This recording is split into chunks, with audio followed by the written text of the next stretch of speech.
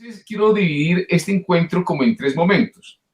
Uno, el objetivo del encuentro también es generar unas reflexiones al interior de nuestros procesos organizativos, hacer unas reflexiones personales, incluso familiares, preguntándonos qué tanto seguimos nosotros colonizadas y qué tanto lo reproducimos por omisión o por acción.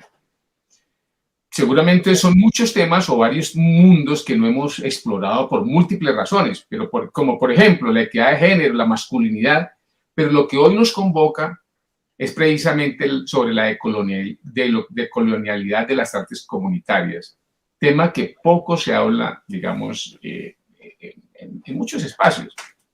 Otro momento que quiero ahí como hacer reflexionar es acercarnos un poco a la historia sobre la modernidad, colonialidad, subjetividad y subjetividad estética. Creo que eso es lo que también nos reúne. Cómo fuimos permeados hasta la epidermis, como dice Frank Fanon, que es psiquiatra y que escribió su libro Piel Negra, Máscaras Blancas.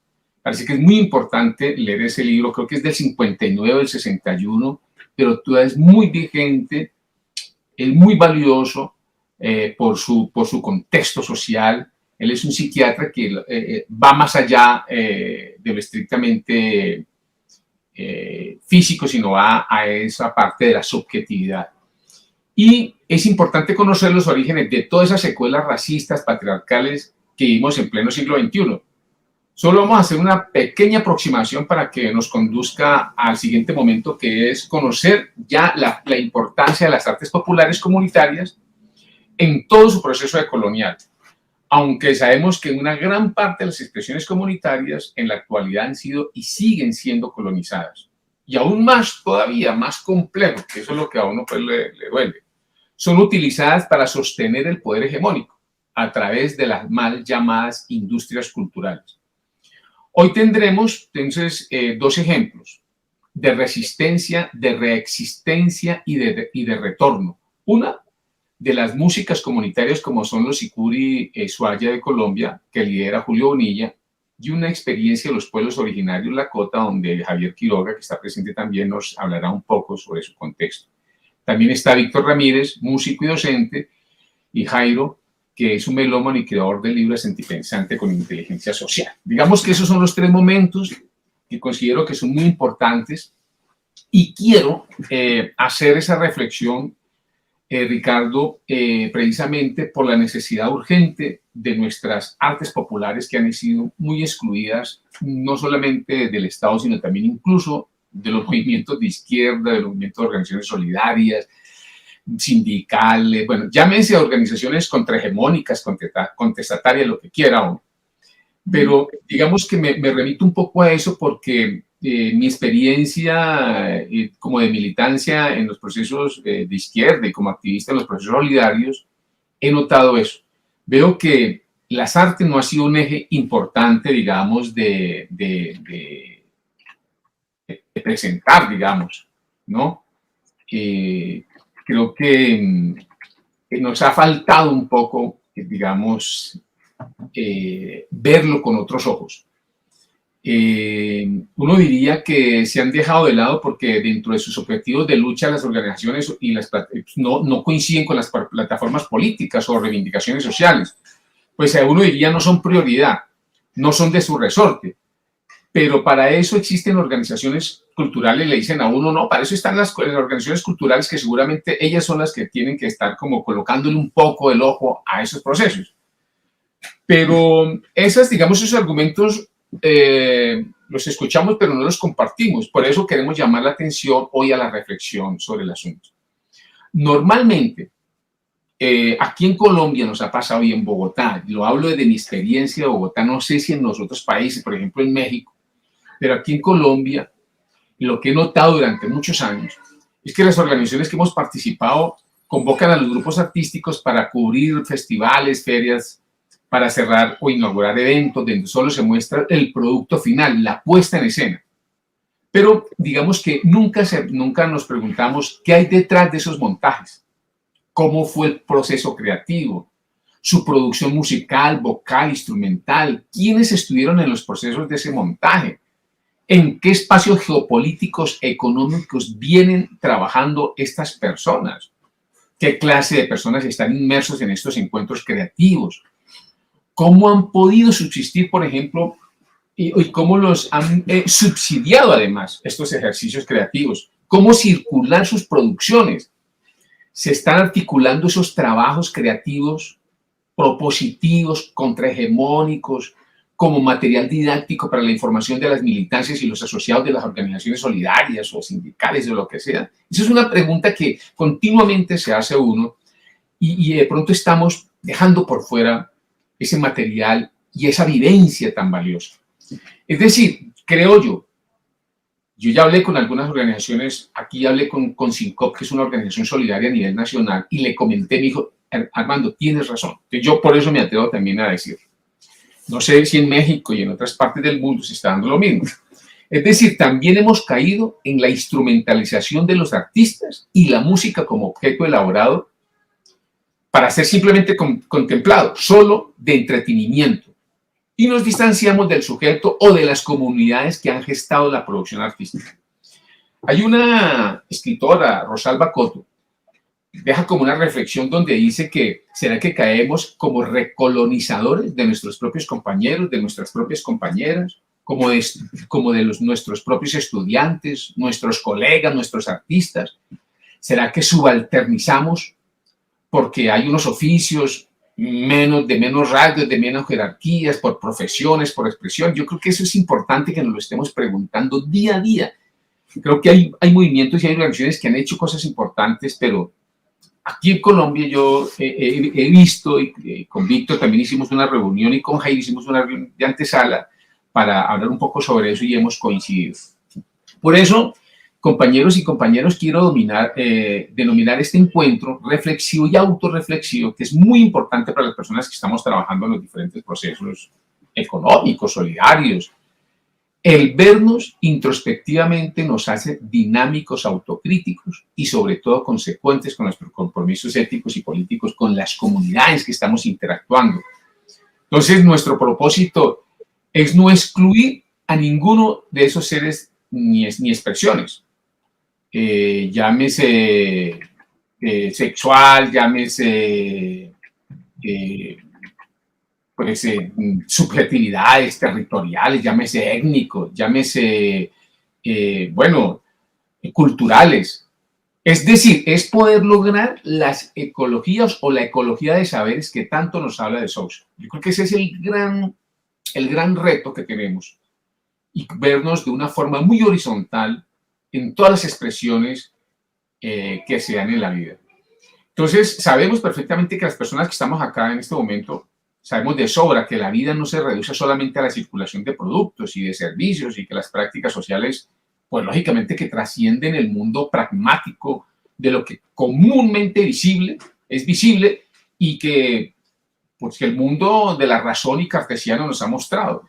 Las vidas se armonizan, se complementan de muchas, pero muchas percepciones, sentires, desde las diferentes espiritualidades, de las diferentes emocionalidades, desde lo simbólico. También somos vibraciones acústicas, somos vibraciones tímbricas, somos sentimientos, somos subjetividades.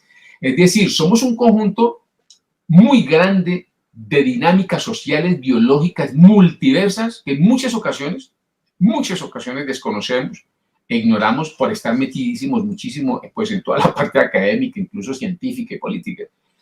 Y digamos que hemos perdido un poco eso. Por eso creo que es trascendental hacer otro par de muchos de lo que hemos venido haciendo y revisarnos continuamente desde lo personal y lo organizacional, y preguntarnos qué seguimos inferiorizando, qué subestimamos de nuestras prácticas comunitarias, profesionales, y a qué le damos más importancia creyendo que son de mayor peso y trascendencia, por tener, por ejemplo, connotaciones científicas, académicas, económicas o políticas. Bueno, hay muchos argumentos que pueden decir, es que eso espera, lo otro espera.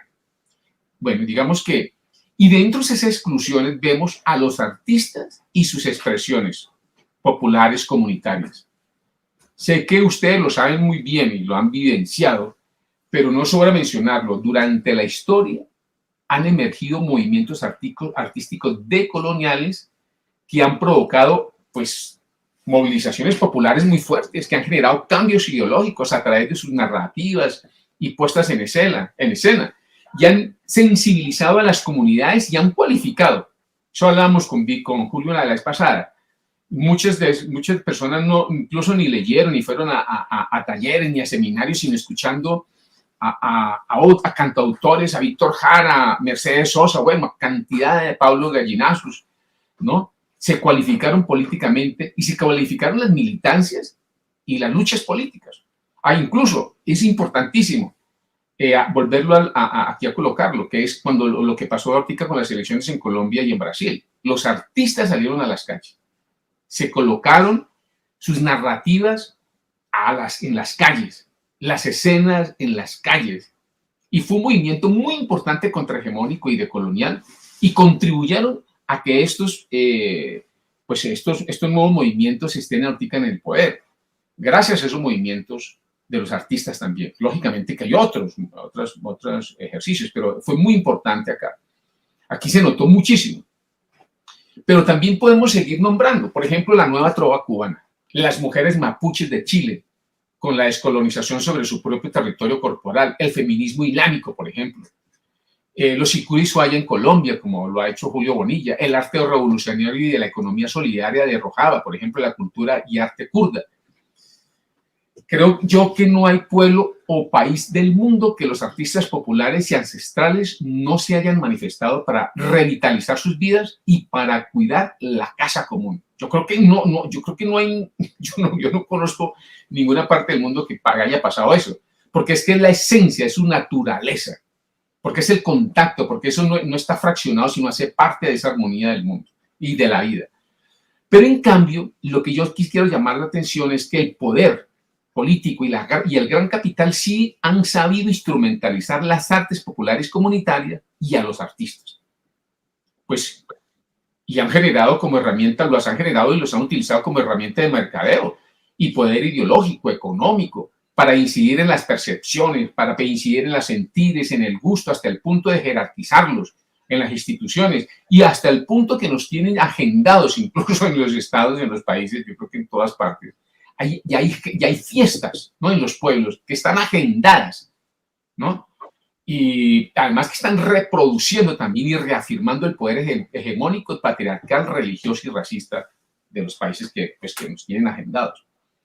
O sea que y produciendo grandes ganancias para estos personajes, porque es una industria, pero con unos exiguos ingresos para los artistas, que en la actualidad y en pleno siglo XXI, muchos de los artistas no tienen ni pensión, ni salud, ni vivienda, ni educación. Creo que no se le ha dado la importancia de su capacidad también protectora, de su capacidad sanadora, comunitaria, de su capacidad solidaria, de su capacidad didáctica, catalizadora de emociones, y también creo yo que es del poder emancipador que se ha dado.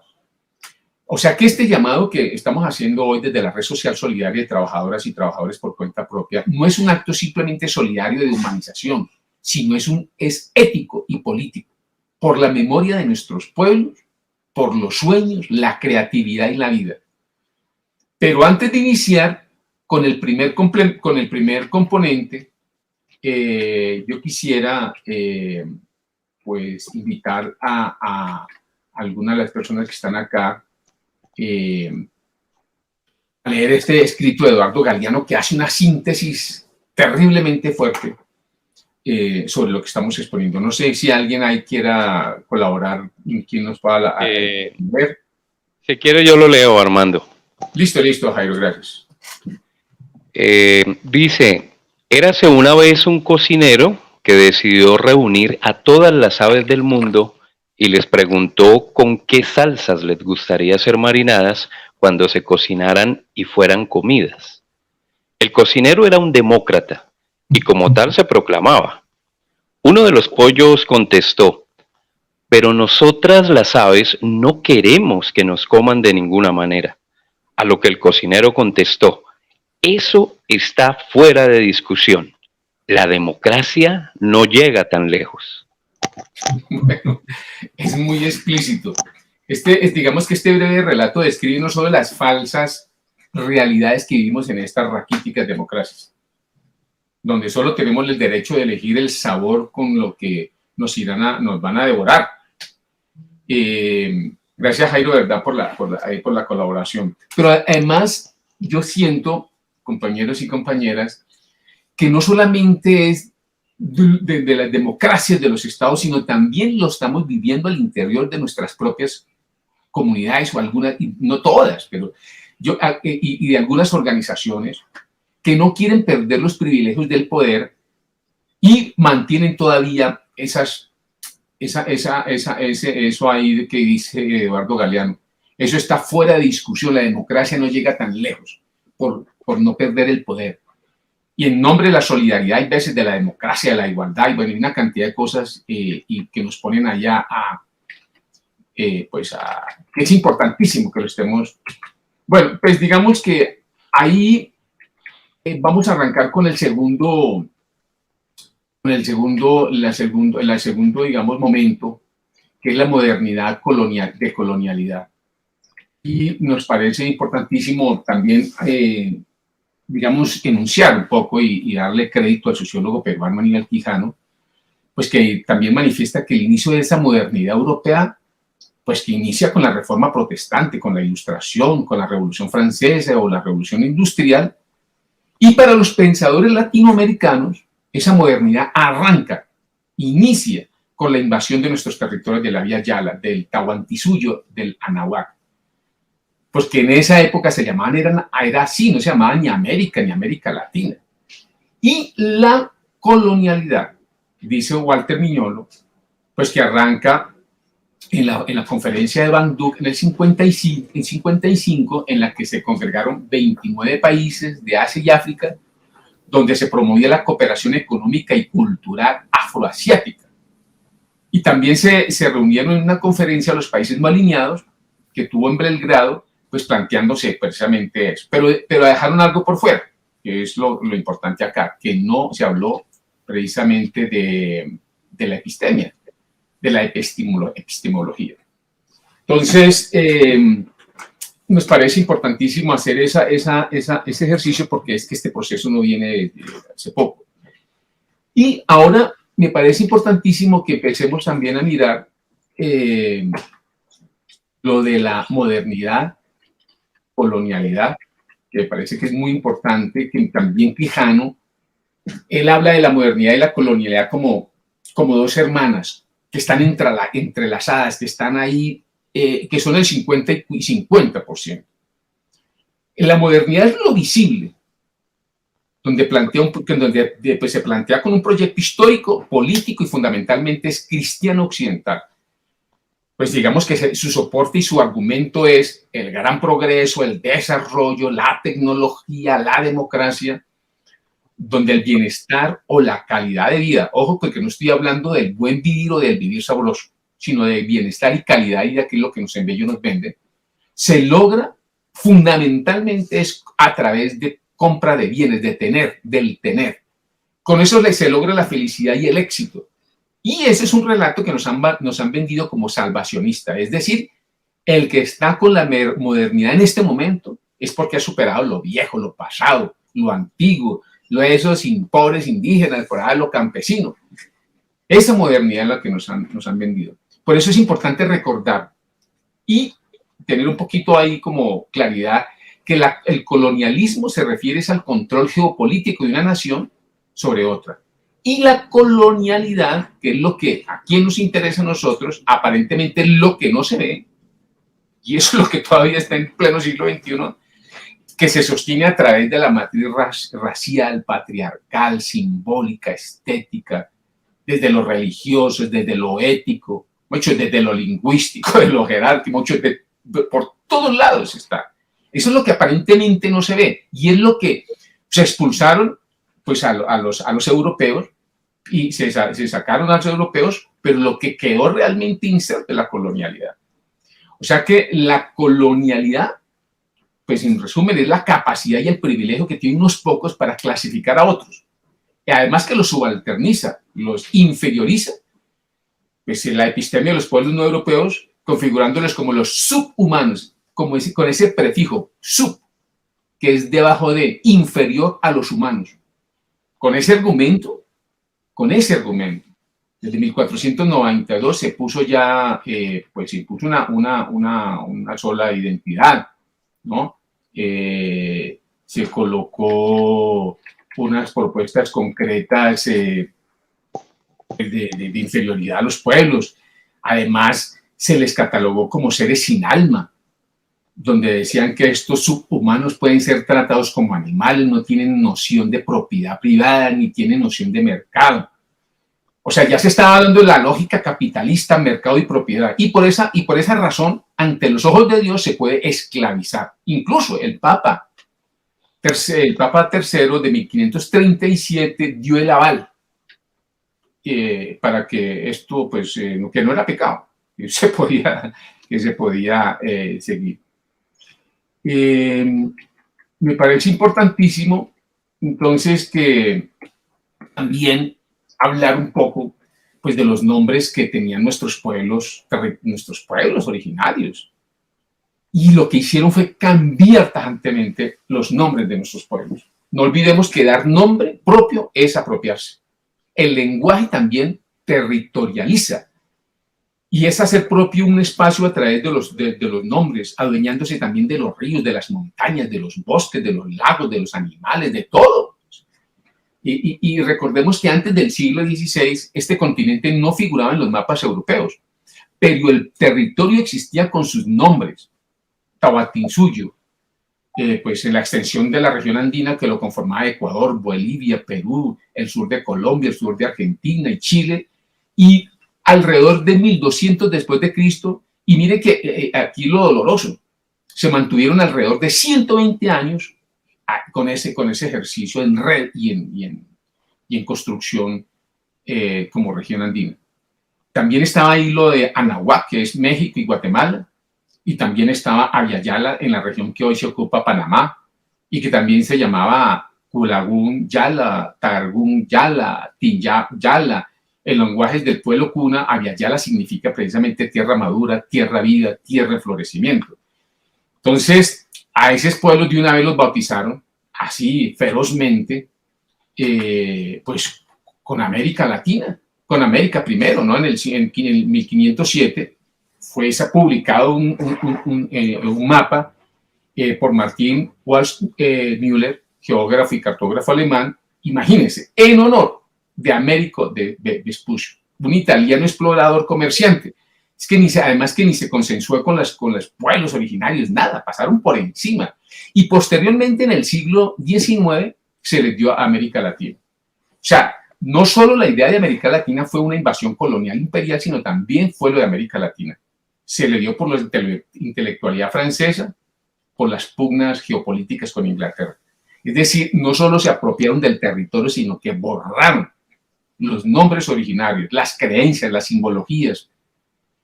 Creo que el poema de los nadies me parece muy importante. No sé, vamos a ver si suena aquí el videito. ¿No?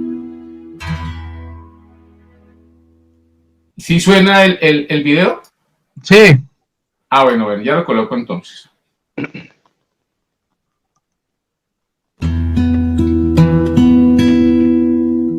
Sueñan las pulgas con comprarse un perro. Y sueñan los nadies con salir de pobres. Que algún mágico día llueva de pronto la buena suerte, que llueva a cántaros la buena suerte. Pero la buena suerte no llueve ayer, ni hoy, ni mañana, ni nunca. Ni en lloviznita cae del cielo la buena suerte, por mucho que los nadies la llamen, y aunque les pique la mano izquierda, o se levanten con el pie derecho, o empiecen el año cambiando de escoba.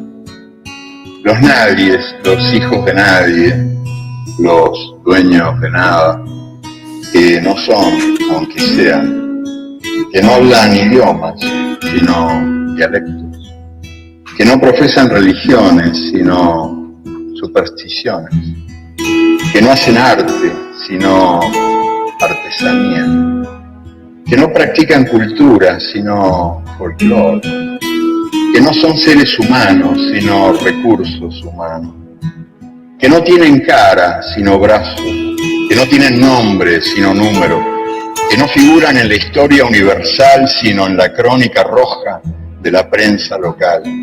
Los nadies, que cuestan menos que la bala que los mata.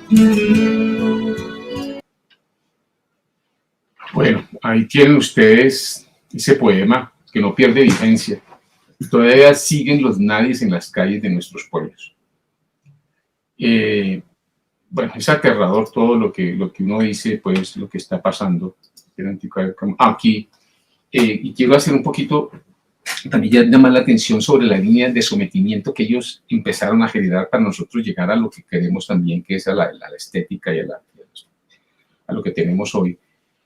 Pues que primero empezaron los seres sin alma, los subhumanos, había que cristianizarlos, pero después las ciencias biológicas, ellos decían que los pueblos no eran aptos porque genéticamente no tenían pues esas condiciones, y ahora, pleno siglo XXI, la democracia, y que les ha dado el argumento para hacer, ya no es como lo que hicieron con Chile, ¿no?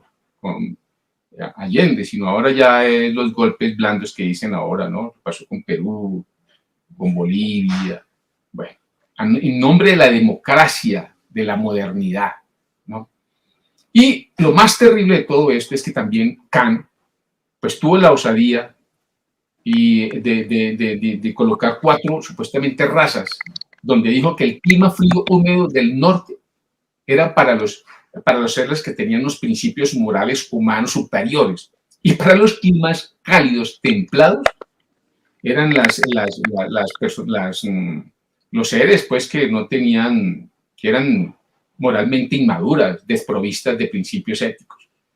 Esos son argumentos que digamos, que salga de Kant, y todos estos pensadores se multiplican y generan todo un argumento, pues que definitivamente esos subhumanos carentes de inteligencia y de moralidad pueden ser castigados, explotados, eliminados en nombre del progreso y el desarrollo, que eso es lo que está pasando ahora, ¿no? La civilización occidental, pues porque estos personajes no cumplen, digamos, con los estándares que ellos han impuesto. Y aquí me parece muy importante que ya empecemos a tener otro ejercicio, que es precisamente que dentro de ese ejercicio que la colonialidad ha venido dando, ha construido, pues que privilegió el ojo por encima de los demás sentidos, dándole prioridad a la figura, a lo representativo, a lo denotativo, a lo cuantitativo. Por eso su eslogan predilecto es hasta no ver, no creer. Y mire, por ejemplo, que uno dice, ¿por qué se privilegia tanto el ojo? ¿Y por qué se ha manifestado tanto? Pues mire, vienen de muchos años. Por ejemplo, Edipo opta por sacarse los ojos, acto que significó reducir precisamente su existencia, su vida, a la mínima expresión para haberse sacado los ojos. Platón, por ejemplo, la razón como los ojos del alma y la idea como lo visto por el alma, lo cual implica que el mundo de las ideas sea visual. Y miren después Aristóteles también desarrolla una filosofía fundada en imágenes y en objetivaciones, donde dice que la razón por lo que se lleva a definir al hombre y al mundo desde la visión del ser. Todo el cuento de la visión y del ojo. Por eso no es gratuito que la verdad se denote desde muchas doctrinas filosóficas, de muchos pensadores, con el término de del recto mirar.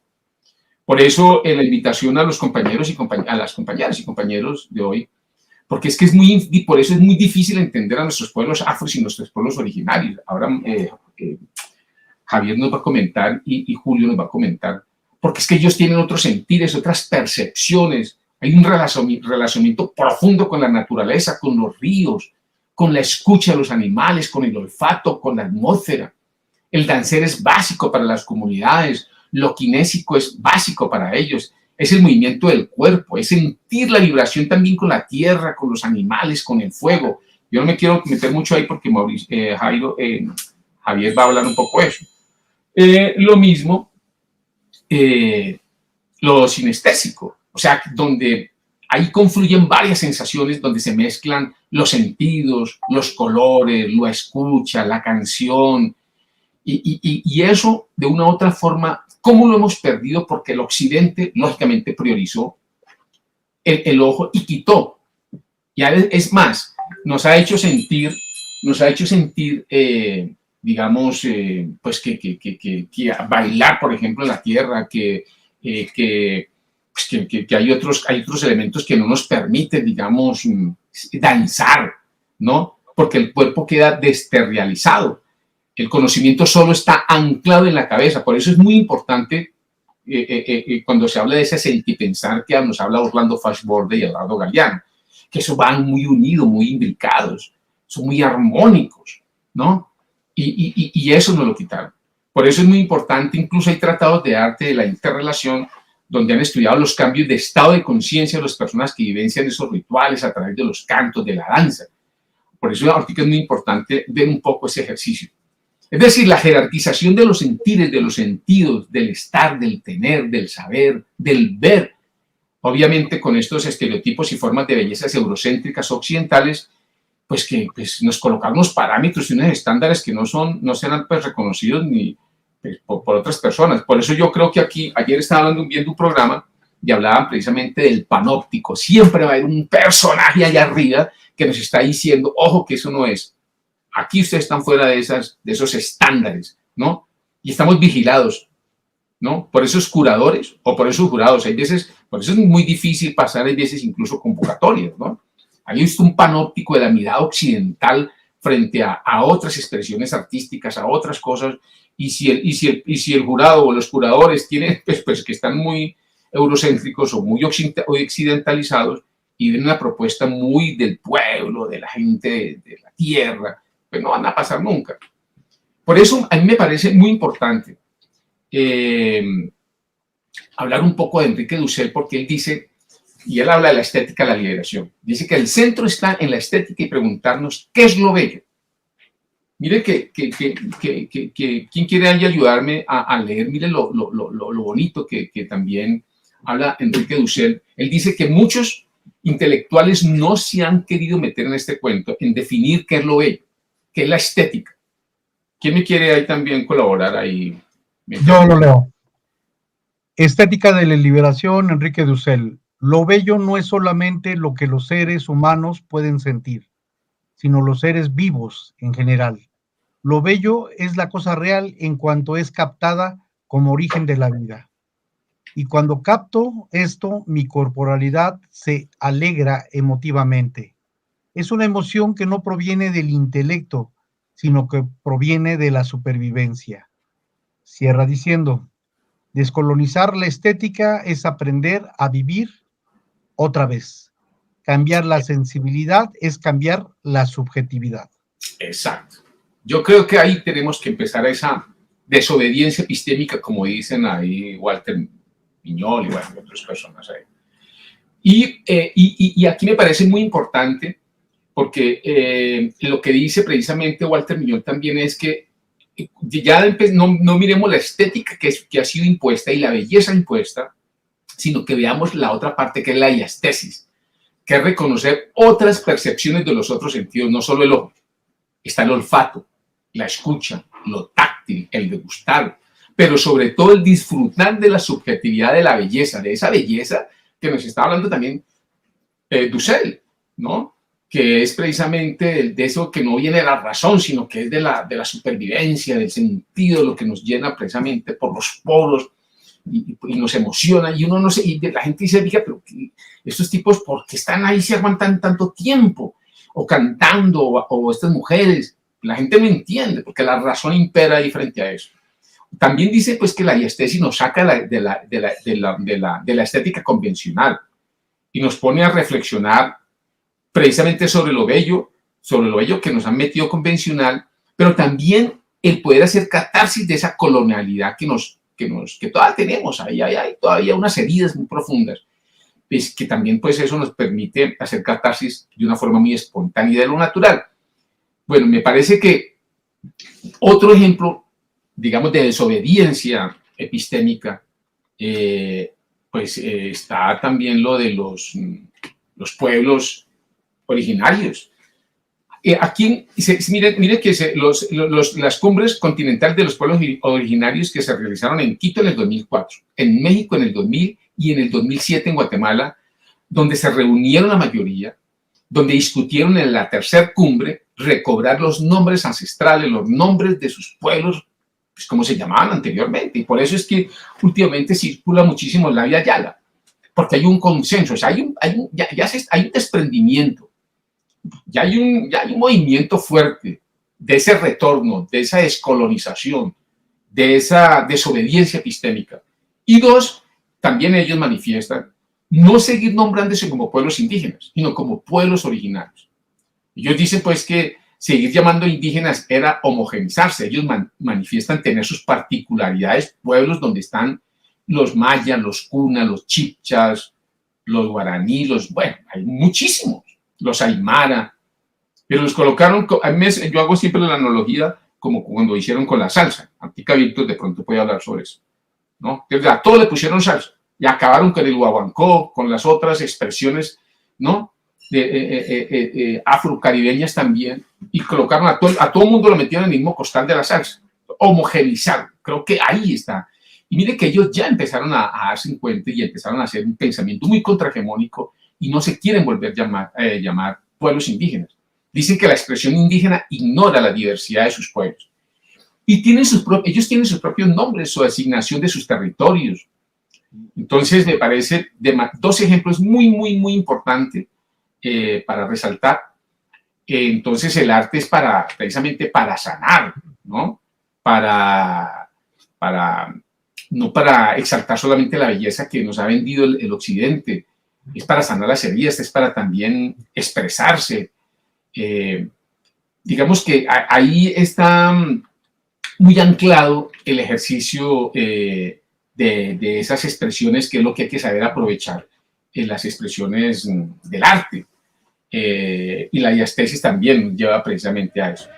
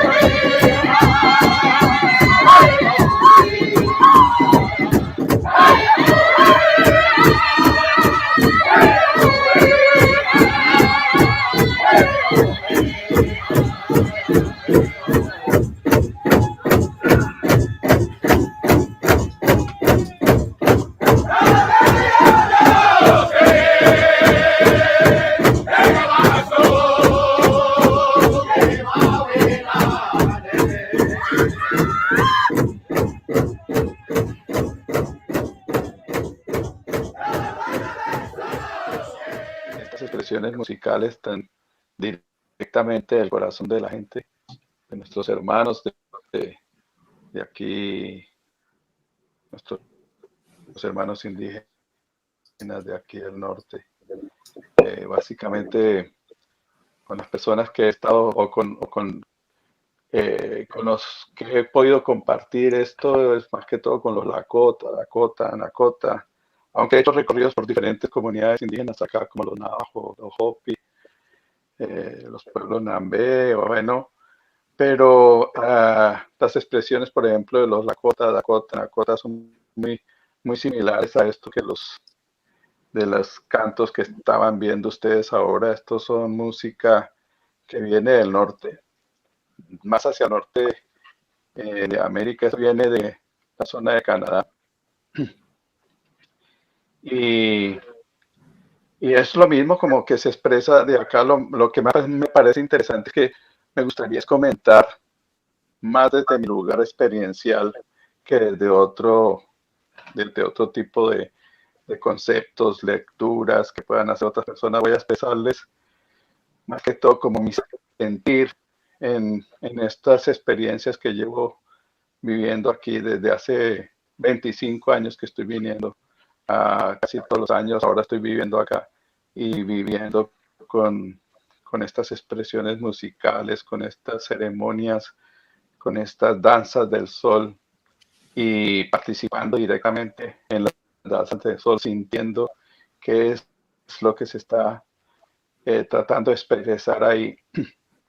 Y digamos que desde el punto de vista de hablar del tema de colonización, no creo que sea como el interés en este momento de aquí de los pueblos directamente en las comunidades indígenas, la Lakota.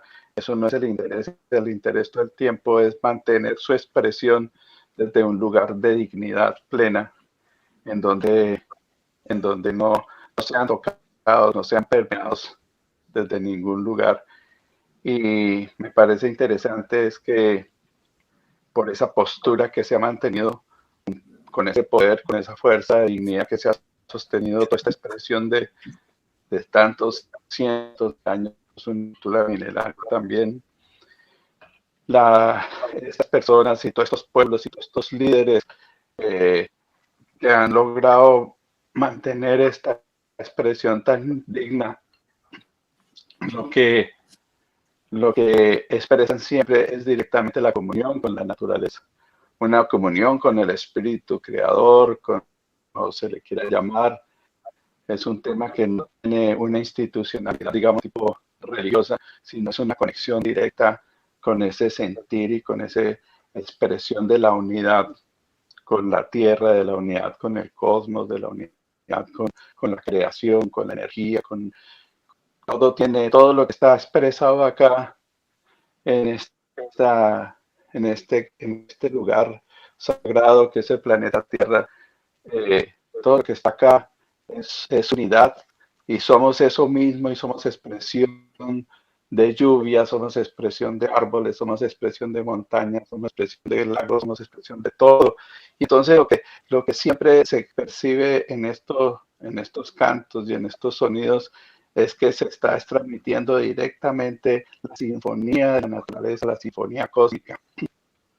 Y en algunos momentos en donde se ha pasado por situaciones complicadas y todo, de parte de la colonia y de parte de esta batalla tan difícil que también se presentó en el norte, sí se llega a expresar, digamos, una manera de rechazo a esa situación de colonización.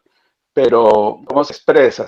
Se expresa precisamente es convocando desde la unidad misma y mostrándole desde el punto de la unidad, mostrando hacia afuera de la inconformidad que hay con esas expresiones de colonización o con ese querer tomarse lo que no les corresponde, o con con ese rechazo a precisamente a aquellas personas que no entienden qué es lo que está sucediendo. Pero normalmente lo que se hace desde los cantos es una convocatoria incluso a todos los pueblos, a los que quieran unirse. Aquí hay un símbolo que se utiliza mucho, que es el símbolo de los 4 colores: blanco, negro, rojo, blanco, negro, rojo, amarillo.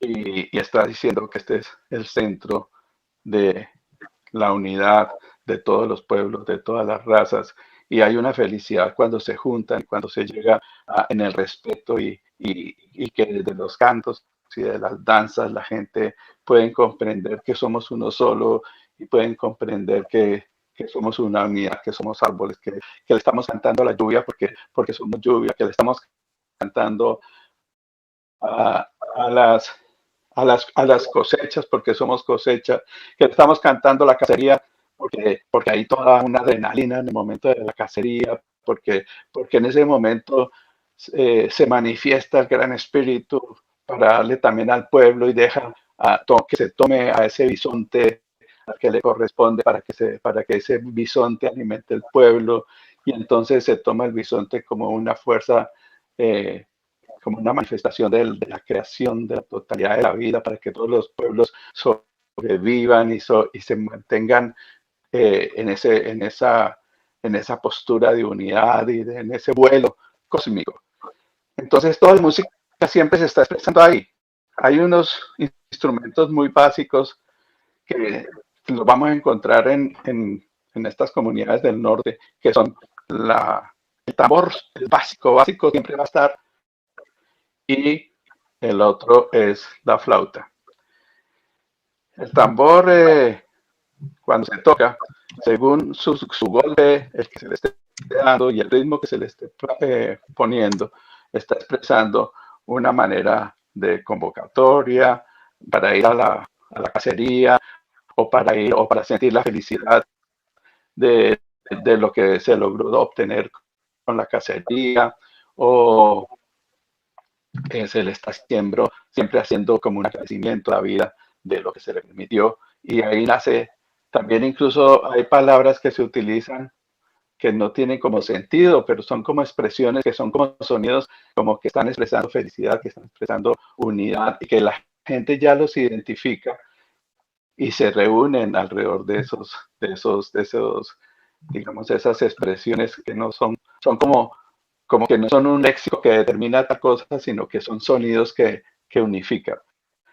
El tambor, por ejemplo, en el sonido, hay un sonido que es muy en el momento de alta ceremonial, que expresa como un profundo sentimiento de unidad, de amor, de belleza, de amor a la madre tierra, de amor al universo.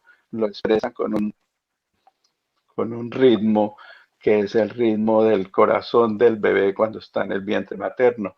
Eso es interesante, porque es como que si se pone el sonido del bebé cuando está en el vientre materno, uno lo escucha como...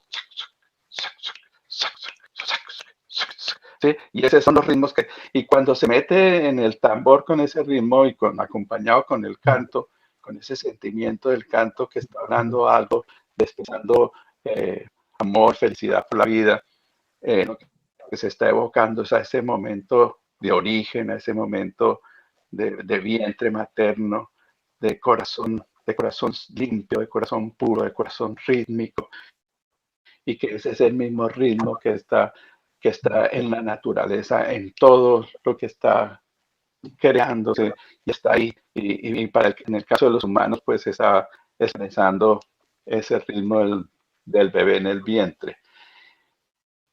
Cuando se toca este ritmo así, se entra en unos estados muy evocativos de nuestro propio origen, se entra en unos estados de profundo respeto a la vida, y entonces los sonidos producen una capacidad de unificación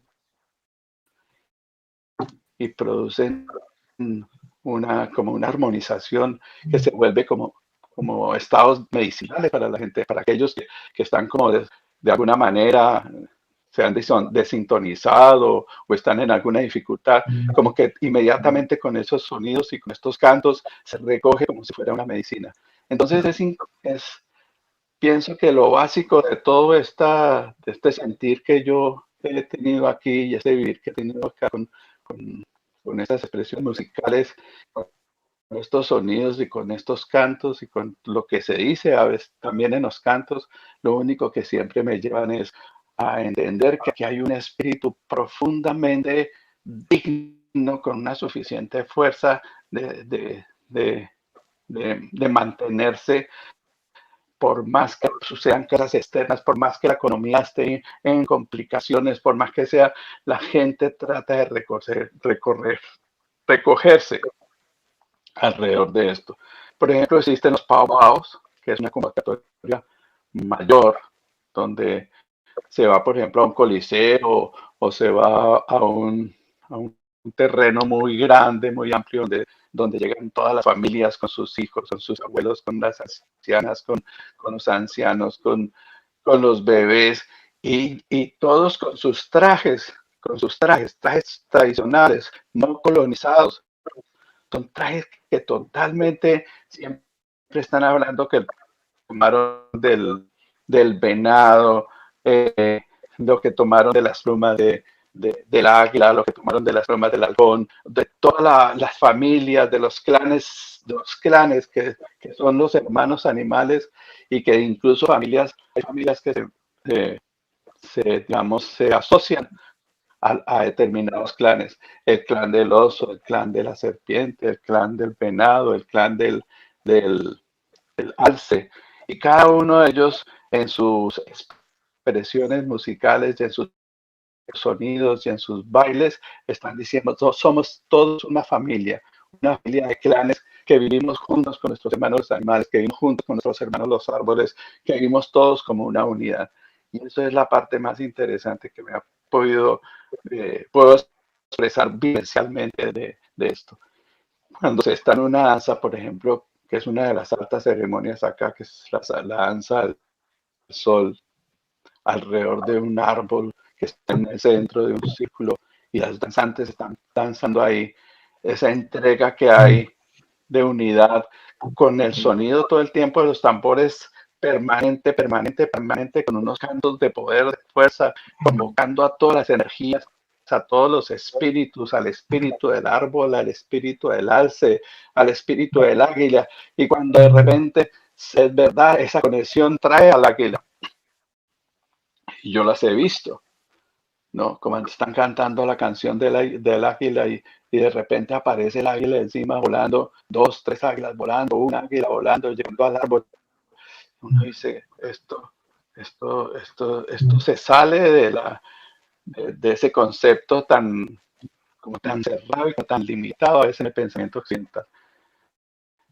Entonces es otra dimensión, una dimensión mucho más amplia en lo simple del sonido, en la simplicidad de los cantos, pero en el poder del sonido y en el poder de los cantos. Son vibraciones que van más allá de la limitación.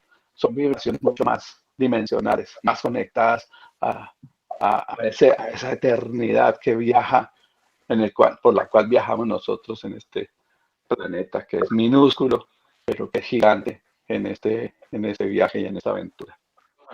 Víctor es también un músico, saxofonista, clarinetista y también docente de universidades y colegios. Bueno, bienvenido, Víctor. ¿Qué tal? Buenas noches para todos los asistentes, para todos y para todas. Pues la verdad que me parece importantísimo esto que ha relatado Francisco, Javier, el primo de Armando. Pues nos conocimos hace muchos años, cuando él andaba cantando precisamente con Jorge Duarte, no sé si recuerdas, Pacho. Bueno, el asunto es que, pues, pienso yo que es importante lo que ha dicho Francisco, porque de alguna manera denota como esa bondad que está compenetrada con nuestros pueblos originarios, con nuestros pueblos aborígenes. No digo indígenas porque la verdad no correspondería el concepto, pero son nuestros pueblos aborígenes originarios, y ellos siempre han estado como imbuidos de esa bondad, de esa esperanza y de esa espiritualidad como tan elevada, que de alguna manera ha permitido que justamente los colonizadores y los que detentan el poder se hayan apoderado de alguna manera de sus expresiones, de sus bailes, ¿cierto? Entonces, igual ha sido en toda Latinoamérica. Como estábamos con unos colegas de México, pues, o sea, si fuera en Colombia, diríamos, pero ¿cómo es que han convertido el carnaval de Barranquilla, ¿sí?, en un espectáculo simplemente elitizado? O sea, en estos momentos venden las boletas para entrar cada día o para participar, ¿sí?, en la batalla de flores. Entonces son carísimas. En la feria de Cali la misma cosa, en el carnaval de blancos y negros, bueno, etcétera. O sea, se ha elitizado eso. Igualmente pasa con el carnaval el Festival del Bambuco en Neiva. Pienso que lo mismo pasa con estas fiestas populares que de alguna manera se desarrollan en el ámbito de los colegas mexicanos, ¿no? pues yo sé que por ejemplo, no difunden siempre en la parte del folclore mexicano, difunden es los géneros rancheros, ¿cierto? El guapango, pero eso de alguna manera ha sido manipulado precisamente por esas élites que detentan el poder, pero no difunden, por ejemplo, el son jalisciense, el del, qué sé yo, los sones, el son mexicano, el son calentano, las polcas, las redobas, que obviamente son las redobas norteñas, que son herencia de los binarios y de los ternarios, los valses, en la canción ranchera, el corrido, pero también hay boleros y bambucos en Yucatán que no son conocidos. Hay una organología que se desconoce, el manejo, por ejemplo, de las arpas, o el manejo que tiene cuando vinculan no solamente las guitarras, sino las jaranas, ¿cierto? Entonces, ahorita está, por ejemplo, el ukelele, ¿cierto? Que es un instrumento filipino, pero entonces desconocemos que aquí en nuestra Mesoamérica Mesoamérica es Medioamérica, o sea, América del Centro, donde está pues México y otros países centroamericanos, pero entonces allí está muy difundido y no es una difusión con limitantes geográficos como lo tiene la división política, sino que hay influencias, por ejemplo, con Guatemala, con Nicaragua, con El Salvador. Entonces allí utilizan también las jaranas, también utilizan las arpas, también utilizan inclusive las mismas características de la música, ¿cierto? Las mismas rítmicas, los platos típicos de la gastronomía son muy idénticos, las bebidas, etcétera. Todo esto es como, o sea, es como más bien de pueblos, de etnias, donde hay un traslapo, una especie de sincretismo ahí que supera los límites geográficos. Lo que nos pasa a nosotros acá en Colombia, por ejemplo, con el folclor llanero, ¿cierto? El folclor llanero no solamente se corresponde a los llanos orientales de Colombia, sino que está compartido con los llanos venezolanos e inclusive con una parte de la Amazonía brasilera y con una parte de lo que corresponde al folclore, por ejemplo, en la parte de Leticia, en la Amazonía, pues también influye la música brasilera, ¿cierto? Y también las músicas peruanas, o sea, hay una especie de hibridación cultural ahí. Entonces, de esa hibridación cultural, de esas muestras que de alguna manera nuestras bondadosas tribus originarias, en su espiritualidad profunda y elevada, como que no han entendido que hay que hacer respetar de alguna manera esas expresiones. Y entonces, ¿qué pasa? Como les digo, los que detentan el poder, las apropian, las reelaboran y las comercializan, ¿sí? Lo que ha hecho en el caso de los colegas mexicanos, pues Televisa y Teleazteca. Entonces, aquí nos han enchufado, pues, Pasión de Gavilanes y de alguna manera nuestras expresiones se han mexicanizado. Entonces, ahorita uno, como yo les decía la vez pasada, uno va a unas fiestas populares en cualquier región de Colombia, y entonces lo que primero que hay es un reinado, que es, o sea, es como una falta de respeto y la dignidad humana y a la dignidad animal. Entonces hay un reinado, es donde exhiben a unas muchachitas del pueblo, ¿cierto? Hay un reinado de vacas también, porque entonces hay feria agropecuaria y muestran las vacas más grandes, las más lecheras, bueno, etcétera.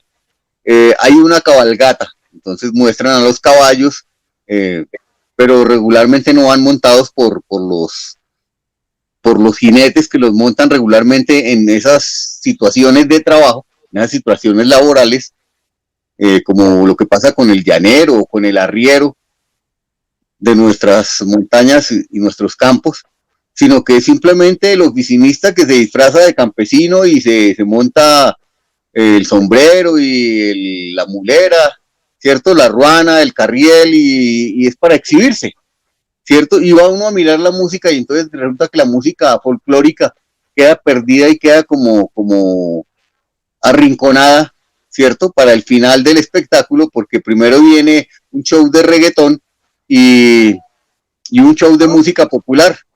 Entonces uno dice, pero ¿y dónde carajos está la expresión popular? Me imagino que lo mismo pasa en la parte de México, donde en vez de mostrar, por ejemplo, las danzas tradicionales, qué sé yo, de los apaches, de los poncheros, la danza de los arcos, de los arrieros, de los nahuas, los jarabes, por ejemplo, ahora que acaba de pasar la Semana Santa, ellos tienen unas danzas tradicionales que se llaman la judea, ¿cierto?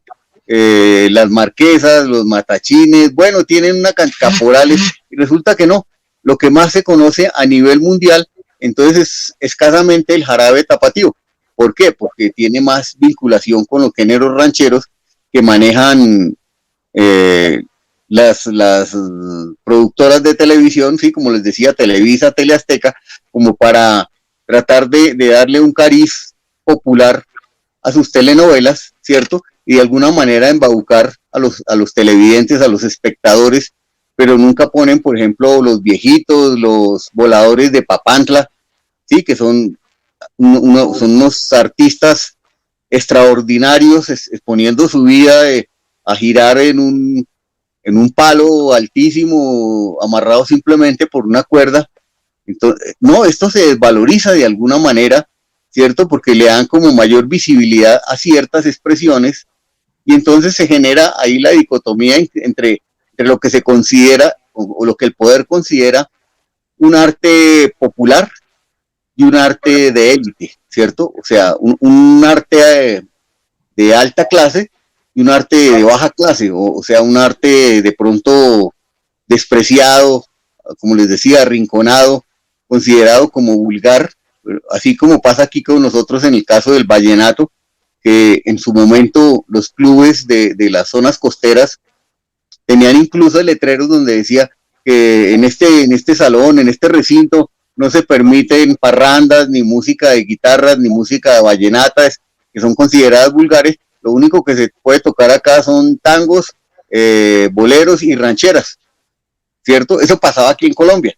No sé si en México de pronto pasará algo similar, y pues tal vez consideran vergonzoso presentar unas danzas de las pachitas, o de los viejitos, o qué sé yo, de los negritos, ¿cierto?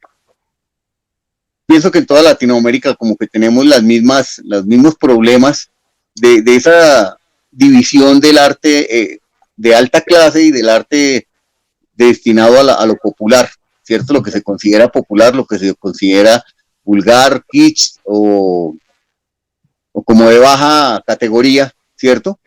Cuando realmente han habido exponentes de las artes justamente que han tomado esas expresiones y las han llevado a una posición de denuncia, de denuncia y de transformación, sí, a través del arte, ¿no? Estoy refiriéndome, por ejemplo, al cineasta ruso, me recuerda el nombre, Armando, Einstein, Sergei Eisenstein, hablando, por ejemplo, de Bertolt Brecht, el escritor de teatro, el dramaturgo alemán, ¿cierto? Que pone en escena de pronto unas situaciones que de alguna manera denunciaban o hacían evidentes unas situaciones políticas, unas situaciones de opresión. En la parte, por ejemplo, musical de los grupos y los intérpretes en la zona de España, que de alguna manera denunciaban el franquismo. Estoy hablando de Serrat, los poetas. Allí estaba este señor,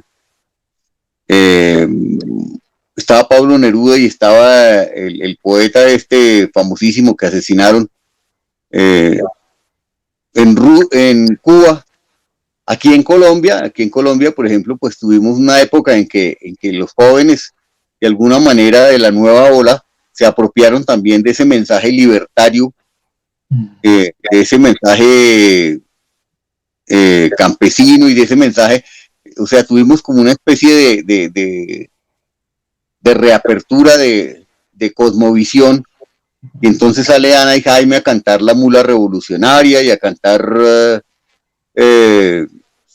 Eliana, por ejemplo, y muchos otros artistas, sobre todo de los rockeros y de los nuevos, de los de la nueva ola, que estaban generando la canción protesta y la canción mensaje, ¿cierto? En México sucedió algo similar porque ellos vivieron 3 revoluciones, o sea, como una revolución en 3 etapas, y sufrieron esos procesos sociales y culturales también. Entonces, había unos cantos de revolución donde relataban las proezas, digamos, de Pancho Villa, qué sé yo, y había canciones que estaban como tomando esos elementos del pueblo, esos elementos de la canción popular, sí, que de alguna manera transmitían, denunciaban, ¿cierto? Ponían en evidencia situaciones sociales y llevaban un mensaje. Entonces, pues ellos de alguna manera tienen, o sea, pienso que nos llevan una delantera en ese sentido, y eso justamente fue lo que provocó que se popularizara tanto la canción ranchera, ¿cierto? El son huasteco, los jarabes, los valses, etcétera.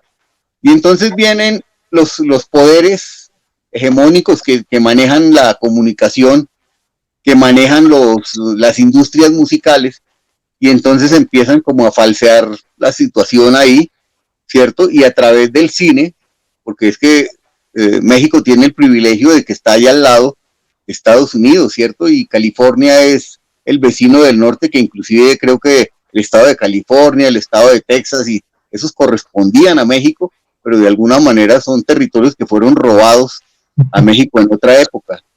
Pero realmente en estos momentos esos serían los estados de México, si no hubiera sucedido eso. Entonces allá donde se desarrolla toda la industria cinematográfica en Estados Unidos, pues ellos empiezan a desechar una cantidad de equipos, y entonces ahí estaban pendientes, por ejemplo, los estudios Churubusco, que eran uno de los principales productores en México, ¿cierto? Para comprar esas cámaras, esas editoras, esas consolas de producción cinematográfica, y empiezan a generar una especie de producción nacional con temas nacionales. Sí, es ahí donde se destacan, por ejemplo, pues qué sé yo, Cantinflas, todas estas grandes estrellas del cine mexicano, se empiezan a destacar y se empiezan a mostrar, y lo que muestran son justamente los temas folclóricos. Ellos salen en la película cantando rancheras, de pronto muestran alguna danza, pero no la muestran como es realmente desarrollada a nivel popular, sino ya muestran una danza, un vals o lo que fuera, de una manera como norteamericanizado, ¿cierto? O sea, colonizado, para que fuera como asimilable a nivel de todos los países, o sea, que en cualquier país que vieran eso, y las problemáticas son solamente de parejas, hablan de amor, pero nunca te tocan el tema de la revolución, nunca tocan el tema de las problemáticas sociales, ¿no? Porque pues eso, pues qué vergüenza mostrar esas vainas, no, eso era lo real, eso era lo que mostraban los cineastas, como el señor este que grabó La Perla, no me acuerdo el nombre del director,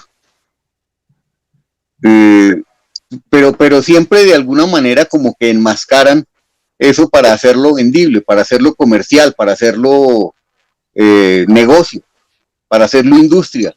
Entonces se convierten en industrias del entretenimiento, donde de alguna manera se falsea el folclore, el verdadero y auténtico folclore que proviene de esas tribus, de esas etnias originarias y aborígenes. Pues me parece importantísimo lo que dice Francisco, pero nuestros aborígenes, nuestros pueblos originarios, de alguna manera siguen sumidos en esa profunda espiritualidad, y tal vez no se han dado cuenta de la manera como los están explotando. Acá nosotros pues tenemos, por ejemplo, las mochilas aruacas. Uno va a cualquier tienda de típicos y una mochila aruaca vale 150,000, 200,000 pesos. Pero yo en Santa Marta compré compré 2 mochilas, porque el indígena que las estaba vendiendo, el aborigen que las estaba vendiendo, que era de la comunidad, estaba ahí recorriendo todo el malecón por la parte de la playa en la noche, ya ellos respetan mucho la noche y se van a descansar, estaba ofreciéndolas a 15.000 pesos cada una, con todo el trabajo que llevan. Entonces yo le dije, ¿y en cuánto me deja dos? Entonces me dijo que 30. Yo le di 50.000 pesos porque de alguna manera quería como reconocerle, además que no tenía más. O sea, le daba 50.000 pesos por una y él insistió en que le recibiera la otra. Bueno, listo. Pero de alguna manera están siendo explotados y están siendo manipulados todas esas expresiones de culturas aborígenes, de culturas originarias, y están siendo explotados para que de pronto algunas personas de élite se vuelvan multimillonarias, como en el caso de cierto personaje, que los hijos se volvieron multimillonarios vendiendo manillas. Bueno, era eso lo que quería anotar. Muchísimas gracias y disculpen si de pronto pisé algunos callos. No, está bien. Bienvenido, hermano. Muchas gracias, muy buenas noches a todos, hermanos mexicanos, a las personas que están acá congregados en esta interesante charla. No, yo simplemente quería de pronto aportar un poco respecto a eso que se ha llamado el famoso mito moderno, que es toda la colonización europea, pues, desde que se toparon con nuestro continente, ¿no?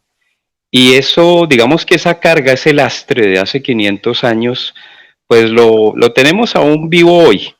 Y ya pues se ha hablado bastante del tema aquí en esta charla, pero sí quería de pronto como recordar esa especie de arrogancia que siempre ha tenido el imperialismo respecto a la culturización, de vernos como los bárbaros, ¿no? Esa barbaridad, ¿no? Que desde la antigua Roma siempre se han identificado pues las hordas, y nosotros desafortunadamente, a pesar de que hemos entrado en unos desarrollos no tan avanzados, nos llaman subdesarrollados aún hoy en día,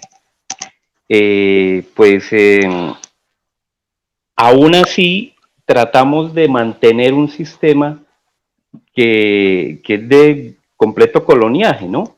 Y nos prestamos para eso, y no nos prestamos para eso de una forma obligada, ¿no? Es de una forma dócil, la verdad, porque nos enseñaron a ser dóciles para aceptar una cultura que no nos pertenece, para aceptar unos valores que han sido totalmente atropellantes, agresivos, pero que a hoy en día estamos pagando el precio de no habernos puesto, por decirlo de una manera muy coloquial, las pilas desde un inicio, ¿no?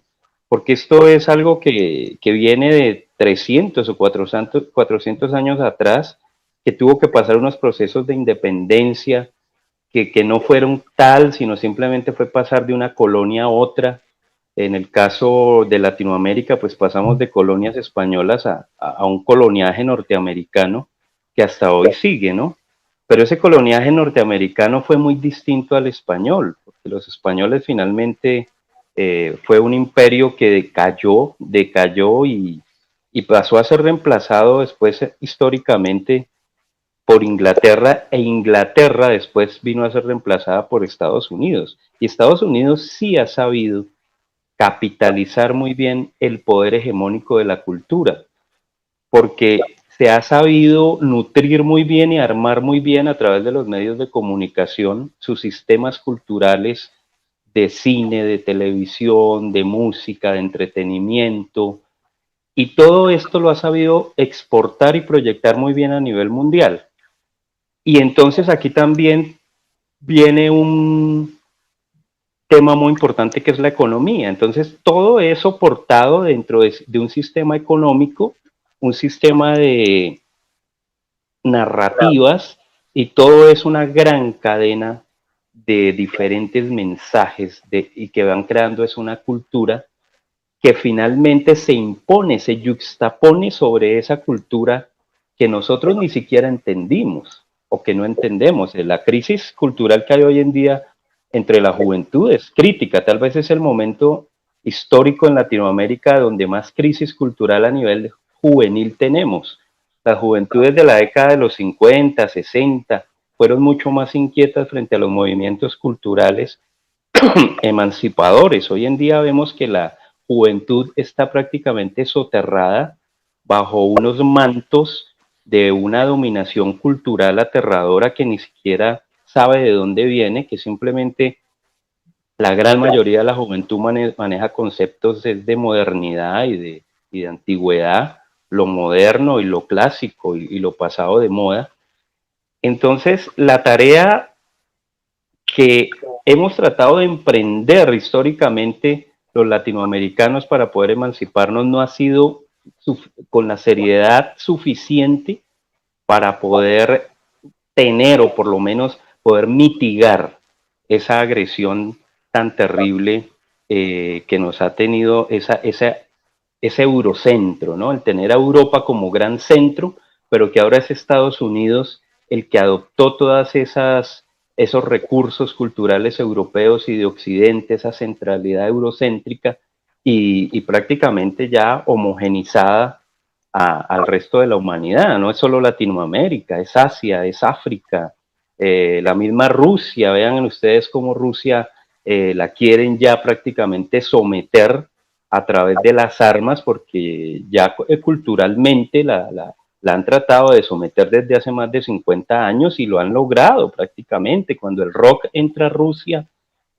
prácticamente que empieza la gran decadencia cultural rusa. Entonces son procesos que lamentablemente también hemos tenido culpa, han tenido culpa las agremiaciones, los gobiernos, los sindicatos, por ejemplo. Los sindicatos se centraron solamente en los temas políticos y de reivindicación de temas laborales, pero se les olvidó que también había que reivindicar al sujeto y al trabajador y al asalariado como un ser cultural, un ser que también tiene una proyección espiritual y que debe ser un conocedor también de su historia, de sus valores y de lo importante que es tener un tejido muy general, muy holístico de lo que es la cultura, la economía, la política y la misma religión dentro de sus tentáculos, de cómo también la religión ha sido ha sido agresiva, ha sido mutiladora de todos esos gérmenes culturales que tuvimos o que nos merecemos, que son nuestros y que nos pertenecen. Entonces quería cerrar pues con aquel, con Richard Kipling, el premio Nobel inglés de literatura, que decía que la gran carga del hombre blanco era civilizar a todas estas culturas bárbaras como eran los africanos en su momento y también toda la generación prehispánica en Latinoamérica. Entonces, pues quería dar ese pequeño aporte y agradecerles por la invitación y la participación de todos. Chévere, Jairo, gracias. Jairo escribió un libro, El Sentipensar, con inteligencia social. Y qué bueno que algún día, Ricardo, también lo podamos circular, lo podamos conversar con los hermanos mexicanos, los argentinos. Es un trabajo también muy valioso. Yo tuve el honor de hacer el prólogo y me parece muy válido que se circulen estos ejercicios que se ha venido construyendo desde nuestras mismas ancestrías, de nuestros mismos territorios. Entonces creo que también es muy valioso. Bueno, muy interesante el abordaje que tuvo mi querido Armando y los distintos aportes de los compañeros. Yo siempre les he dicho a ustedes, no nos demos tan duro. No nos demos tan duro porque indudablemente en todos estos procesos de resistencia, de resiliencia, hemos ido descubriendo y hemos ido encontrando que como que a veces hay que decir, gracias a Dios se olvidaron de ellos, porque todavía están, porque todavía los tenemos, porque todas esas manifestaciones artísticas, culturales, esas cosmogonías, sobrevivieron precisamente a todos los distintos procesos de dominación. Yo tendría que tener un programa exclusivo porque una de las experiencias bonitas, y yo lo voy a hablar desde la experiencia, para no cansarlos y cerrar como cerrar abriendo, como un abrebocas, un trabajo que hicimos con nuestra querida y bien reconocida antropóloga, estudiosa precisamente de las manifestaciones culturales tradicionales, Gloria Triana. ¿Sí? Y con ella hicimos este trabajo que quedó acá, plasmado en este libro, que se llama Aluna, y es justamente la memoria de las jornadas regionales de cultura popular, que tenían un eslogan, y era el encuentro de las dos culturas. Y cuando se hablaba del encuentro de las dos culturas era de la cultura popular y de la alta cultura que se hablaba en aquel tiempo. Es decir, aquellas manifestaciones que teníamos nosotros en los teatros, en los museos, en los grandes literatos, pero que estaba totalmente de espaldas precisamente a toda esa expresión cultural tan diversa, tan multicultural que somos, por lo menos en Colombia, ¿cierto? Y que aparte de eso, no se conocía, no se promovía, porque precisamente con las distintas políticas, incluso de Estado, educativas, etcétera, etcétera, entonces estaba todo eurocentrado. Pero yo soy un poquito más viejita que esta experiencia, y es que desde los años 60, desde los años 70, nosotros tendremos que reconocer también a muchísimos más cultores que precisamente fueron lo que llamamos nosotros la canción protesta en América Latina. Y muchos de nosotros, que los veo que somos viejitos, crecimos con eso. Crecimos precisamente con la denuncia, con la muestra, con los distintos ritmos, y donde cada uno de los pueblos latinoamericanos levantaban la bandera diciendo estamos aquí y somos valiosos y no queremos, ¿cierto?, desaparecer. En un contexto muchísimo mayor, que es el que tú has estado anotando, no solamente epistemológicamente, sino también en manifestaciones políticas y económicas de la modernidad. Acuérdense que a nosotros nos decían países subdesarrollados. Después nos dijeron, no son subdesarrollados, sino que están en vías de desarrollo. Pero el desarrollo era justamente ese, un capitalismo galopante, ¿cierto?, que quería anular por completo todo lo que no fuera de carácter comercial, comprable, usable, pero con fines de réditos muy grandes. Y obviamente con una tecnología de industrialización galopante, que lo que veía en nuestros países era básicamente ser recursos extractivos. Y sobre esa base se montaron todos los modelos, absolutamente todos los modelos. Y tuvieron dictaduras. Nosotros no hemos tenido dictaduras, pero como si las hubiéramos tenido, porque indudablemente nunca la voz disidente ha sido considerada. Nunca tampoco o muy poquito, lo que han sido la defensa de sus propios territorios, la defensa de su propia cultura, de su propia lengua incluso, ¿sí?, porque sí podemos hablar de lenguas en nuestro país también, se tuvieron en cuenta o se manifestaron. Pero entonces, en este trabajo que hicimos recorriendo el país, era justamente eso, conocerlo.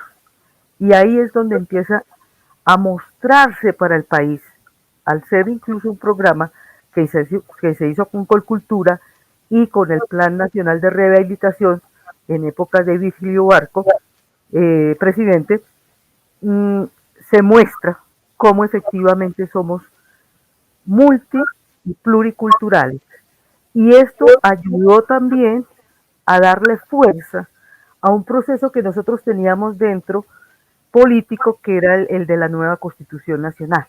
Por eso en la nueva Constitución Nacional van empezando a aparecer justamente estos elementos reivindicatorios de todas estas comunidades y sobre todo de la Colombia regional, ¿cierto? De esa otra Colombia que no era la andina, que no era la de centro, que no era la de ciudad urbana, moderna, sino justamente todas esas regiones en donde están justamente la riqueza de esa pluralidad cultural que teníamos nosotros. Entonces es muy importante eso.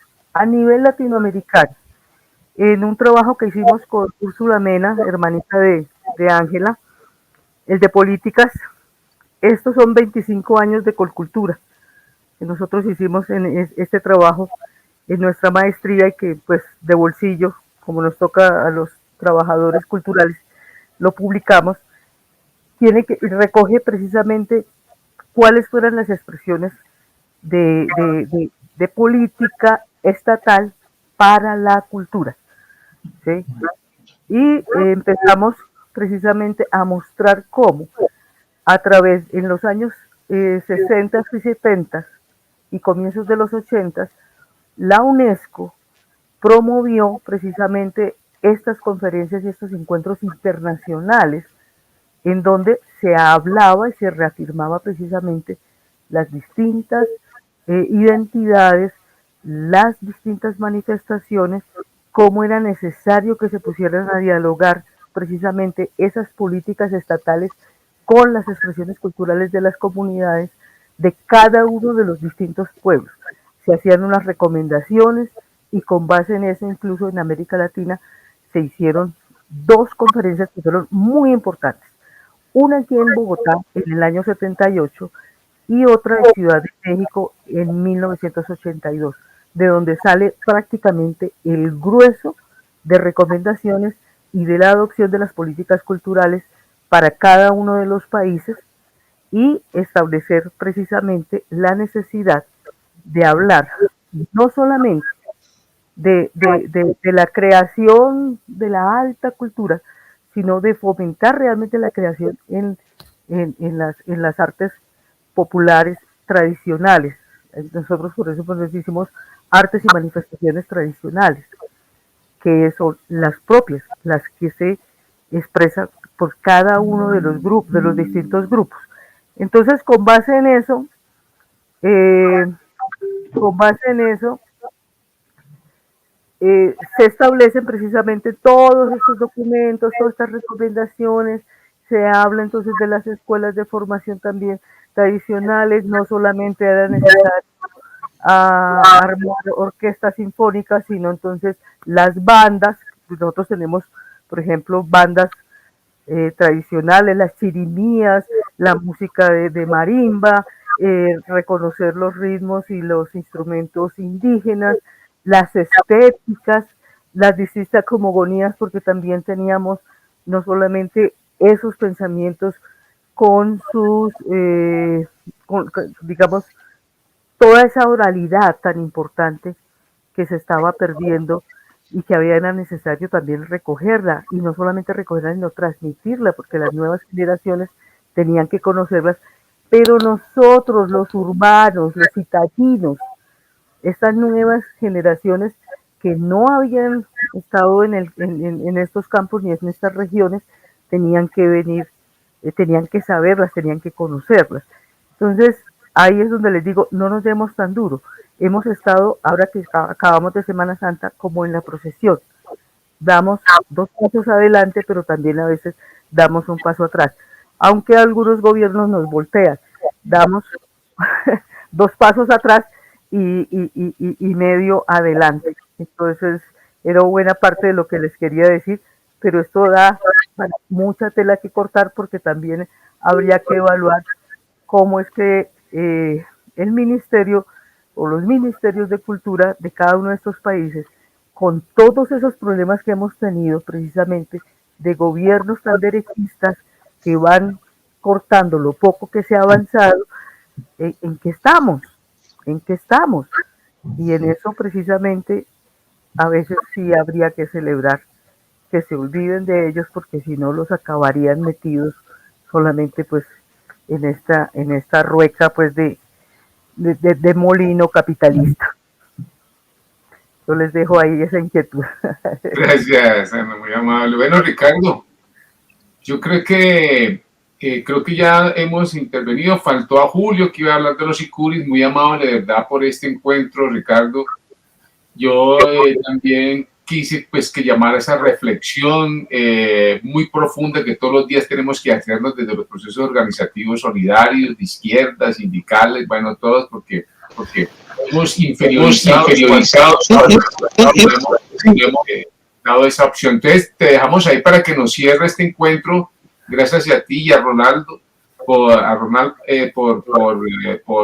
permitirnos encontrarnos esta conversa sabrosa, como dice Ángela. Bueno, Ricardo. Sí, me da mucho gusto, estuvo muy bueno el programa, felicito a los distintos participantes, a tus invitados, a Ana, a todos, ¿no? Los felicito, estuvo muy bien, hubo un abordaje muy interesante, y efectivamente hay luchas, y las luchas culturales juegan un papel muy importante. Es importante esta dimensión, la dimensión cultural y la dimensión de la lucha de la decolonial, en todas las ramas, desde la educación hasta las artes populares, toda una gama que hay que retomar, que hay que ver las mejores, otras formas de enseñar, otras formas de aprender, otras formas de interactuar, indudablemente. Y este punto permite, pues, primero valorar la importancia de las luchas culturales, y la segunda cuestión, pues, ya propiamente ya de sus expresiones, de sus formas. En el caso de Estados Unidos, pues hay una gran diversidad. Fíjate que sí hay cosas que habría que ver y que hay que discutir. Por ejemplo, hablar indios y no indios, pues fíjate que sí, llega un momento en el que se hace el bloque de indios, y qué bueno, porque es a través de si los dispersamos, pareciera ser que son historias individuales, y no, hay una lucha de la colonia frente a la alteridad, que es bastante, efectivamente, pero que toman figura monolítica de los indios. Y entonces, políticamente, vale la pena que la lucha indígena se mantenga monolítica, porque si no se dispersa, y claro, después paralelamente luchar por las diferencias, pero no dispersarnos en la lucha social que hay con referencia, ¿no? Y en el caso de los grupos indígenas, pues es bien importante, están los navajos, los acomas, los apaches, los papajos, los pimas, los maricopas, los mojave, los taromaras, una parte, los sioux, los aikara, los blackfoot, los crowns, los kiowas, y es que, bueno, y lo digo porque estamos en una radio norteamericana y vale la pena que también ellos sepan distinguir, ubicar, entender esas distintas luchas, y es muy interesante, pues, esas luchas que se han hecho. Y por el lado de México, pues hay infinidades: náhuatl, mayas, zapotecos, mixtecos, otomís, mazahuas, mazatecos, choles, huastecos, chinantecos, mijes, tarumaras, tarascos, soques, mayas, tojolobales, tontales, amuzgos, chatinos, huicholes. Es un universo que vale la pena entender. Ahora, aquí en México sí hizo una muy buena reseña el compañero, platicando de la música, y claro, haciendo las críticas, y sí, cómo se lucha con la industria cultural, pero también la industria cultural en un momento dado retoma ciertos elementos de la cultura popular, como bien lo señaló Eisenstein, el cineasta ruso, que también lo citó cuando hace la película Viva México, y también cuando platica lo cruel que es las haciendas mexicanas, y la manera de describir, que es muy importante, que no la hace él, sino la retoma también de los grupos indígenas. Entonces, también hay que ver esto de multiculturalismo, porque el multiculturalismo es: yo te reconozco como indígena, pero siempre y cuando seas el que barres, el que cortas, el que cuidas a la niña, el que eres chacha o trabajadora doméstica, y no están viendo las otras modalidades existentes. Ok, Bueno, yo creo que hacemos una segunda sesión, vale la pena, la hacemos más adelante, no la próxima, la preparamos, vamos hablando, vamos platicando, porque fue una excelente sesión donde hablamos de la música, de las expresiones y de los grupos indígenas y del arte y de las bellas artes y cómo se había concebido mucho tiempo y las resistencias en la cultura popular y hay que ver de las experiencias de la cultura popular. Hubo un antropólogo que se llamaba, bueno, existe todavía, Néstor García Canclini, que habló del sincretismo, pero fíjate que no ayudó mucho, porque luego como que era un reflujo de intercambios culturales, por ejemplo, la música, tocando música popular, en el caso de nosotros, tocando guapango, y luego para abajo y para arriba, y ahí se confundió él, y no, aquí se vuelve a tomar, y esto lo dijo Gilberto Jiménez, que es un excelente sociólogo de la cultura, dice, aguas, aquí se vuelve a retomar otra vez las luchas sobre la cultura popular, y no perderse con esta discusión del sincretismo, perdón, no es del sincretismo, de la cuestión donde hibridación. García Canclini habla de la hibridación. Hibridación, gracias, sí, efectivamente, y no perderse en este rollo de la hibridación, porque para allá ya perdíamos norte de qué es lo que se está peleando, de qué es lo que se está luchando, de qué es lo que se está apropiando, de qué es lo que se está resignificando, de qué es lo que se está viendo. Entonces, los espacios no solamente son las expresiones, son los espacios, los canales, las modas. Ahora, las modas o las no modas, las resistencias. Ahora, también algo que es muy importante, y no lo olvidemos, el movimiento zapatista en el 96 fue un papel, tanto que fueron los primeros que hablaron de que hay que cambiar al mundo por un mundo mejor, o hay que cambiar al mundo, ese era el lema, y ese lema del Foro Social Mundial y de la economía social y de muchas de nuestras expresiones, y está bien, pues, donde vamos viendo, vamos entretejiendo, vamos armando, vamos construyendo de manera colectiva, y no se trata de imponer una cultura sobre otra. Bueno, y está cambiando ahorita, está muy interesante todo lo que está pasando en el sistema mundial y demás. Bueno. Y tenemos el problema tecnológico hasta de la inteligencia artificial que nos va a reemplazar una cantidad de cosas, entonces también allí se complejiza muchísimo más todavía este asunto. Este problema cultural, sí. Muy bien, bueno, pues les agradezco a todos, estuvo muy bien esta velada, esta sesión. Los invitamos indudablemente a Armando, armará otra sesión, le pediría yo, porque bueno, se en contacto con ustedes. Fue muy rica esta discusión, digo, esta reflexión colombiana predominante, y sí, claro, claro, hablemos con colegas mexicanos, hablemos Brasil sería muy interesante, Argentina, quién sabe cómo está en esta situación. Entonces yo creo que sí vale la pena hacer rondas. Yo creo que claro, lo pusimos como un eje, la cuestión de la cultura y las culturas solidarias principalmente, y las indígenas indudablemente, que son dimensiones por sí mismas, con cosmovisiones, con prácticas, con muchas cosas. Bueno. Ricardo, perdona, te interrumpo, antes de que se nos pase, queríamos hacer como dos desafíos. Uno, o desafíos, encuentros, provocaciones. Uno, es que pudiéramos de pronto hablar dentro de los procesos organizativos solidarios, cooperativas, mutuales, lo que sea, qué cantidad de artistas están incluidos en ese proceso con ellos y qué se está haciendo, que los pudiéramos convocar, pudiéramos hablar, cómo se han sentido, si han sido incluidos en esos procesos organizativos solidarios, ¿no? Me parece que es muy importante. Y dos, hay una propuesta de Víctor que pudiéramos hacer una composición de los procesos organizativos, de los procesos organizativos solidarios y no solidarios, pero me parece muy válido que hagamos esos compañeros a dónde están, o están siendo excluidos, no están siendo visibilizados, pero que hagamos un encuentro, no sé, en un mes, 2 meses, y que los pongamos acá y hablemos un poquito sobre eso, y que articulemos un trabajo ahí, y que por ahora hagamos cosas muy concretas, básicas. Puede ser una composición para nuestros países y que sea una articulación que nazca desde acá, ¿sí? y ojalá pues nos lo podamos concretar. Esas son dos propuestas que tenemos para ustedes y que tú estás ahí como también articulando, gracias a ti, Ricardo, por ese trabajo que estás haciendo muy, pero muy fuerte, que lo podamos vincular a Argentina, Perú, a Bolivia, a los otros países, y podamos hacer, ¿verdad?, un encuentro muy fuerte intercultural. Creo que eso es como lo esencial. De acuerdo, no, sí, ya vamos armando, vamos, y de poquito a poquito, a lo mejor en una sesión no acabamos todo, pero sí que vayamos contribuyendo, que se vaya viendo, y que vayamos perfilando, y que vayamos viendo, y efectivamente el teatro, la música, los cantos, los grupos de teatro, los escritores, la poesía, y también la discusión cultural, que es fundamental.